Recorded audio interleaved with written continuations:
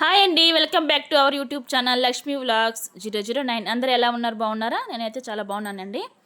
ఇవాళ మట్టి కుండలో చేపల కర్రీ చేస్తున్నానండి, పాత పద్ధతిలో. ఒక్కసారి నేను చూపించిన విధంగా ట్రై చేయండి. పాత పద్ధతిలో ఇలాగే చేస్తారు మట్టి కుండలో. చాలా అంటే చాలా బాగా వచ్చిందండి. ఇప్పుడు వాటికి కావాల్సిన పదార్థాలు ఎలా చేయాలో చూద్దాం. వీడియోలోకి వచ్చేయండి. ముందుగా చేపలు ఇలా క్లీన్ చేసి పెట్టుకున్నానండి. శుభ్రంగా ఉప్పు నిమ్మరసం వేసి క్లీన్ చేసుకుంటే ఆ స్మెల్ అనేది ఉండదండి. ఆ ఉప్పు నిమ్మరసం కంపల్సరీగా క్లీన్ చేసుకోండి, ఫిషెస్కి ఆ వాసన ఉండదు. తర్వాత ఉల్లిపాయ, టమాటా, మామిడికాయ, పచ్చిమిర్చి, కొత్తిమీర, కరివేపాకు. మామిడికాయ అయితే కంపల్సరీ ఉండాలండి చేపల కర్రీలో. మామిడికాయ లేకపోతే చేపల కర్రీ టేస్ట్ బాగుండదు. కంపల్సరీ వేసుకోండి మామిడికాయ. తర్వాత ఒక 50 గ్రాముల చింతపండు నానబెట్టుకున్నానండి. ఇలా ముందుగా నానబెట్టుకోవాలి. మనకి గోరువెచ్చగా వెన్నీళ్ళు వేసుకుని అప్పటికప్పుడు నానిపోద్దండి. తర్వాత దీంట్లో మెయిన్ మసాలా ఇవి వేసుకోవాలండి. ధనియాలు, ఆవాలు, జీలకర్ర, మెంతులు కంపల్సరీ ఈ మసాలా అనేది కావాలండి. ఇది వేయడం వల్లే మనకు ఆ టేస్ట్ అనేది, చేపల కర్రీ టేస్ట్ అనేది తెలుస్తుంది. ఇవి తర్వాత మట్టి పాత్ర పెట్టుకొని లైట్గా దోరగా వేయించుకోవాలండి. ఈ దినుసులన్నీ చూపించాను కదా, ధనియాలు, జీలకర్ర, ఆవాలు, మెంతులు అన్నీ కొంచెం కొంచెం చిన్న టీ స్పూన్ అంత వేసుకోండి. కొంచెం కొంచెం వేసుకోవండి. ఎక్కువ వేసుకున్నా పర్వాలేదు, మనం స్టోర్ చేసి పెట్టుకోవచ్చు. మనకి కర్రీలో కొంచెం వేసుకొని కొంచెం స్టోర్ చేసి పెట్టుకోవచ్చు. ఇలాగా బ్రౌన్ కలర్ వచ్చేటట్టుగా ఫ్రై చేసుకోవాలండి. ఇప్పుడు తర్వాత కుండలో ఇలా చేపలన్నీ వేసుకోవాలి. ఎట్లాగైనా అంటే మట్టి కుండలో చేస్తే కూర టేస్టే వేరండి. ఒకసారి ట్రై చేయండి మట్టి కుండలో. చాలా అంటే చాలా బాగా వచ్చింది. ఇలా చేపలన్నీ వేసేసుకున్నాక పచ్చిమిర్చి, ఉల్లిపాయ,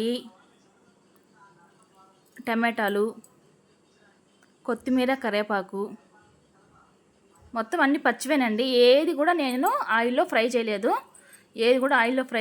మొత్తం అన్నీ పచ్చివే వేసుకున్నాను. అన్నీ పచ్చివే. చేపలు, పచ్చిమిర్చి, ఉల్లిపాయ, టమాటా, కొత్తిమీర, కరివేపాకు, ఉప్పు,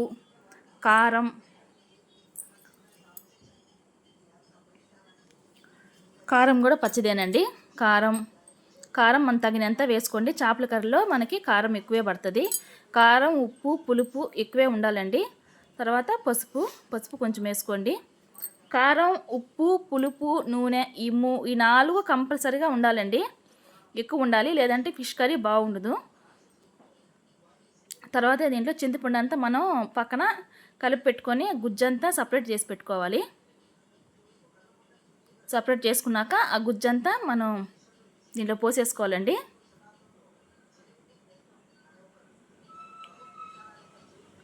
వీడియోలో చూపించిన విధంగా చూడండి. ఉల్లిపాయ అంతా వేసేసుకున్నాక ఇప్పుడు చింతపండు గుజ్జు వేసుకోవాలి. మనకు పులుపు చేపలకి తగ్గట్టు పులుపు వేసుకోండి. పులుపు మటుకు కొంచెం ఎక్కువే ఉండాలి. పులుపు, కారం ఇవన్నీ కొంచెం ఎక్కువే ఉండాలండి. తర్వాత దానికి సరిపడే వాటర్ వేసుకోవాలి. వాటర్ వేసేసుకొని గెంటితో మటుకు అది మనం కలబెట్టకూడదండి. ఇలాగా కుండని అటు ఇటు పట్టుకొని తిప్పుకోవాలి.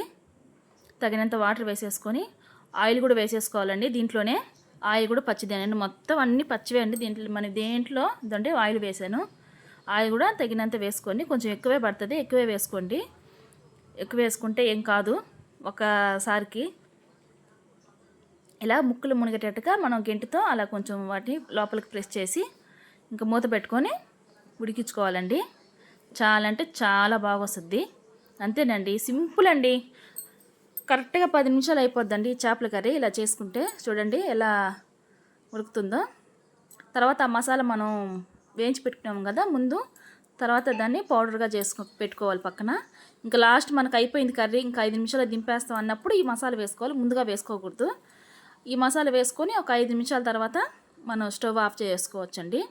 ఈ కుండలో చేయడం వల్ల ఏంటంటే స్టవ్ కట్టేసినాక కూడా, మనం ఆఫ్ చేసినాక కూడా కరెక్ట్గా 10 నిమిషాల దాకా ఇలా నేను ఇప్పుడు స్టవ్ ఆపేస్తున్నానండి. మీకు నేను ఇప్పుడు చూపించేటప్పుడు స్టవ్ ఆపేస్తున్నాను. అయినా మనం ఆన్ చేస్తే ఎలా ఉడుకుతుందో అలా ఉడుకుతుంది చూడండి. 10 నిమిషాల దాకా ఉడుకుతూనే ఉంటుంది. మట్టి కుండలో అలాగే ఉంటుందండి. మనం మామూలుగా దబర్లో మనం వండుకుంటే అప్పటికప్పుడే స్టవ్ ఆపేస్తే ఆగిపోద్ది కదండి. కుండలో అయితే అలా కాదు, ఉడుకుతానే 10 నిమిషాల దాకా ఉడుకుతూనే ఉంటుందండి. మనం వెంటనే ఆపేసుకోవచ్చు. అంతే అండి, చేపల కర్రీ రెడీ అయిపోయింది. ఇప్పుడు టేస్ట్ ఎలా ఉందో చూస్తున్నాను. చాలా బాగా వచ్చిందండి. నేను చెప్పడం కాదు, వీడియో కోసం చెప్పడం కాదండి, ఒక్కసారి ట్రై చేయండి. చాలా అంటే చాలా బాగా వచ్చింది. దీన్ని ఇంకో రకం కూడా చేసుకోవచ్చండి. ఇలాగే మొత్తం పచ్చి వేసుకొని ఉల్లిపాయ వరకు నూనెలో ఫ్రై చేసుకుంటే అదొక టేస్ట్ వస్తుందండి. అది కూడా చాలా బాగుంటుంది. ఉల్లిపాయ వరకే ఫ్రై చేసుకొని ఆ ఫ్రైని దాంట్లో వేసేసుకోవడమేనండి. చాలా బాగా వచ్చింది కూర. నిజంగా అంటే ఒకసారి ట్రై చేయండి. ఎలా ఎలా వచ్చిందో కామెంట్లో చెప్పండి. ఈ వీడియో కానీ నచ్చితే సబ్స్క్రైబ్ చేసుకోండి, లైక్ చేయండి, షేర్ చేయండి అండ్ కామెంట్ కూడా చేయండి. బాయ్ ఫ్రెండ్స్, ఇంకో వీడియోతో మీ ముందుకు వచ్చేస్తాను.